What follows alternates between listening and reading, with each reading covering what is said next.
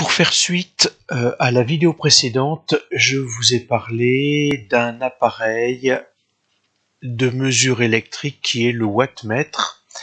Il se représente de cette manière, un cercle avec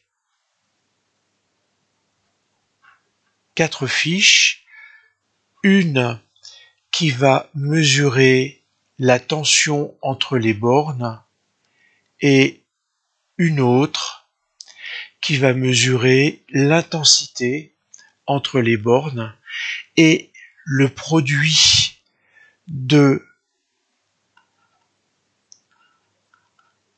la tension par l'intensité, c'est ça qui va nous donner la grandeur qu'on appelle la puissance, alors qu'on va exprimer en watts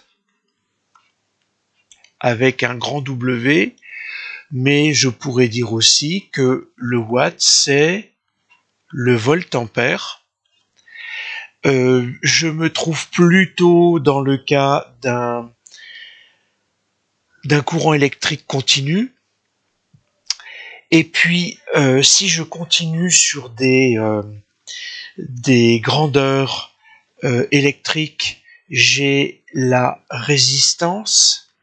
Alors, ce mot désigne deux choses. D'une part, ici, la grandeur qui correspond à la capacité à s'opposer à un courant électrique. Et donc, pour mesurer cette capacité d'opposition, on va utiliser un ohmmètre qu'on représente de cette manière, en sachant que, à ce moment-là, l'ohmmètre, c'est lui qui va être un générateur parce que ce multimètre a une pile dedans. Et donc, comme j'en ai déjà un petit peu parlé, je vais avoir l'unité de résistance qui est l'ohm, avec une lettre grecque qu'on appelle oméga. Plutôt que de parler de résistance, je peux parler de conductance,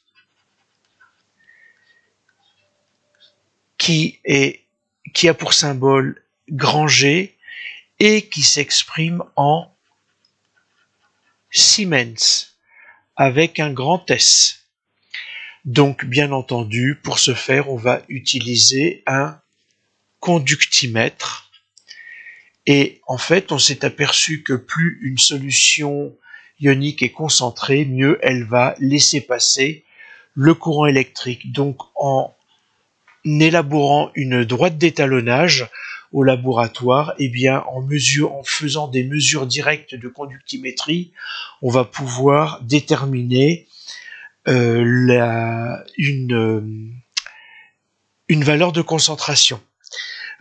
Alors, je vais pas toutes vous donner les grandeurs ni les unités, mais je pense encore à une grandeur qui est la pression, et dont je parlerai à la prochaine vidéo.